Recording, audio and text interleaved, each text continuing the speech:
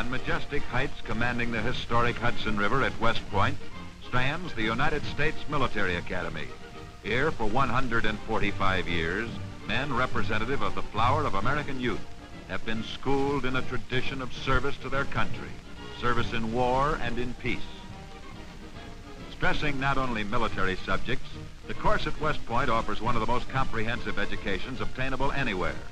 In the current Corps of Cadets are many from the ranks of the Army, the Navy, the Marines, many with overseas combat records, some who wear decorations for wounds or for valor.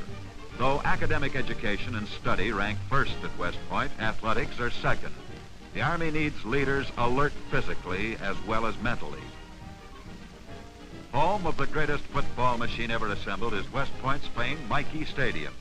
Many a football reporter, including yours truly, Bill Stern, faced with the job of choosing an All-American says, "Brother, just give me those Cadets. They're all Americans," which is pretty much the truth and no great mystery, particularly when you consider Army's coaching staff. Beaver Bevan, who trains the cadets to the peak of physical perfection. End coach Stu Holcomb, one of the finest wing mentors in football. Head coach Red Blake. The way the Colonel's unbeaten teams play speaks for his football greatness. Andy Gustafson, coach of the runningest, blockingest backfield that ever wore cleats. Line coach Herman Hickman, who schools speed and savvy into the Army forward wall. Assistant coach Jabo Jablonski in the Gridiron Hall of Fame as both player and coach. Now, that great Army team. End. Hank Fulberg, fast downfield under punts and passes, a demon on defense. Tackle. Al Nemitz, slashing, hard-charging, fast, smart on offense and defense. Guard. Art Jeremetta, pulled out of the line to lead Army offense. Center. Hug Fusen, one of Army's best all-around gritters. He doubles as halfback. Guard, team captain Johnny Green, also cadet captain. Steady, brilliant, and inspiring leader. Tackle, Tex Calder, potentially the finest tackle in collegiate football. End, Dick Pitzer, great diagnoser of plays and a dead-eye pass catcher. Halfback, Shorty McWilliams, a slam-bang blocker, a speedy ball carrier. Quarterback, Arnold Tucker, probably the best signal caller operating out of a T formation. Fullback, guess who? Right the first time. The one and only Doc Blanchard, fast, powerful, smart. Everybody's All-American. Along with halfback Glenn Davis, considered by many as the finest change-of-pace runner the game ever saw. There's no room on Coach Blake's team for prima donnas. Great as they all are individually and collectively, Red's formula calls for full-time football from every man. Let's take a gander at what makes the Cadets click. Basic formation is the T with a man in motion. In the Blake system, almost any play but a kick originates from this formation. Davis going out on the right. Tucker takes the ball, turns to screen the play, and flips it to Blanchard on the weak side. Perfect blocking by every man is the unmistakable trademark of Blake-coached teams.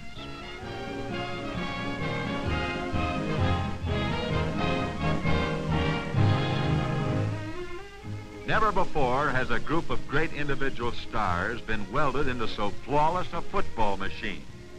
The perfect timing and ball handling, the unerring skill with which they pass, catch, run, and block as a team, well, as some sage once said, it's the old Army game on the gridiron or the battlefield.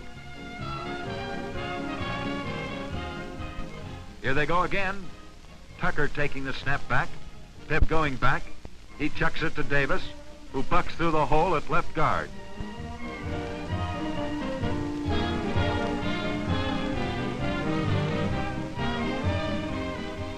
Watch how Tucker handles that ball.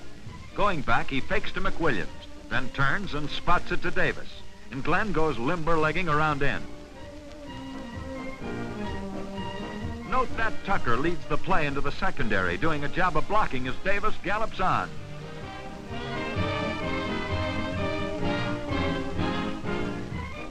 Now, the same play on the other side. Faking to Davis, then flipping it to Shorty McWilliams. They'd never basketball it like that without a sturdy line to pin down opposing forwards.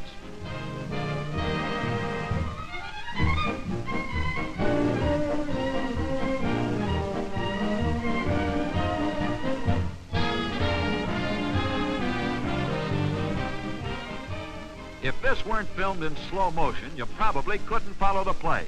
At least that's the complaint of Army's opponents. There goes Tucker back, shielded by that mighty cadet line and terrific blocking by the backs. Tuck spots his receiver, whips back his arm, and there's the pass. A perfectly aimed forward that Hank Fulberg gathers in.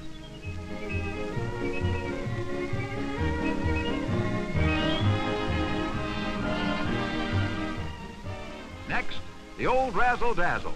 Tucker lugging it back, fakes to Davis, perfectly timed. The quarterback flips it to McWilliams, who's going wide.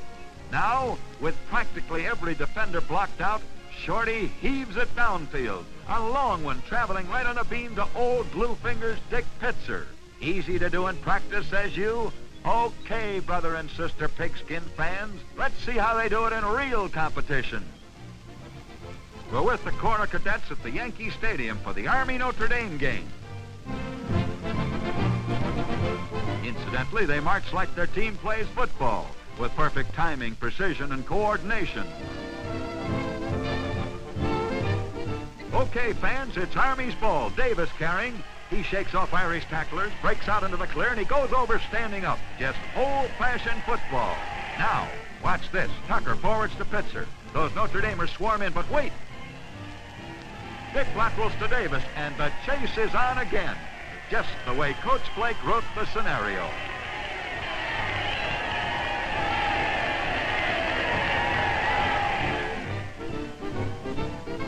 Tucker passes to Davis. Now, here's the kind of running Glenn is famous for, ending in touchdown for the Cadets.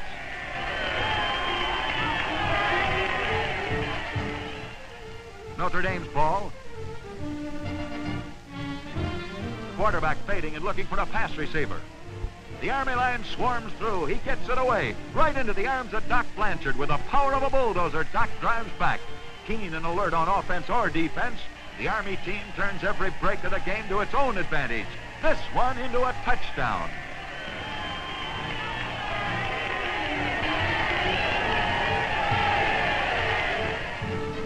The scene shifts to Franklin Field in the Pennsylvania game. Walterhouse, quarterbacking for Army, flips it to Bob Chabot, who smashes for a hole that isn't there and runs into the stone wall of the Quaker line. Bob pivots to the right.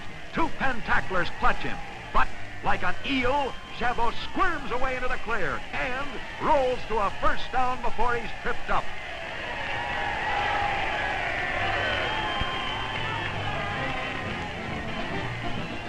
Tucker calling signals again. There's the snap back, and Tucker whips it to Davis, who knifes into the line, cuts through, and heads for pay dirt. There isn't a Quaker fast enough or shifty enough to lay a hand on Glenn. There are very few teams in this country, collegiate or professional, that can hold their own against Army when the Cadets start rolling.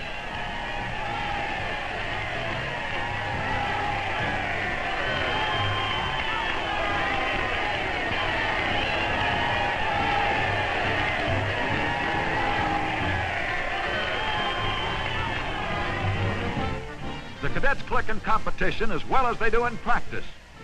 This time it's Blanchard breaking into the clear.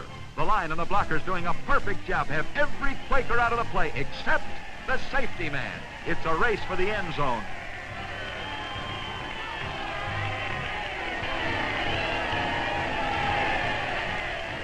And the 200-pound Blanchard wins by a shoestring.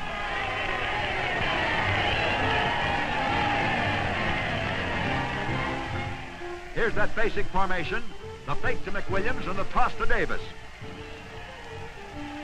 Cutting wide, Glenn with a famous change of pace perfectly timed, neatly misses being tackled. The speed merchant picking up steam, catches a Quaker with as neat a change of pace as you'll ever see, and scants for the end zone in a beautiful exhibition of broken field running.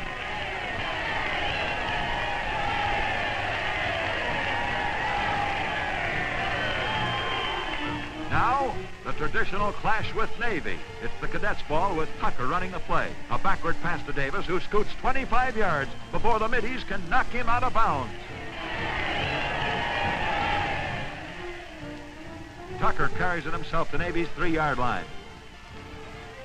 A perfect setup for a Blanchard line buck that scores. For the Army, these are great gridiron days. A team of brilliant individual stars playing it One for all and all for one. The Army, an entire team of All-Americans, every man on the line and in the backfield, contributing to the sensational runs of this hard-hitting, spectacular, high-scoring cadet team.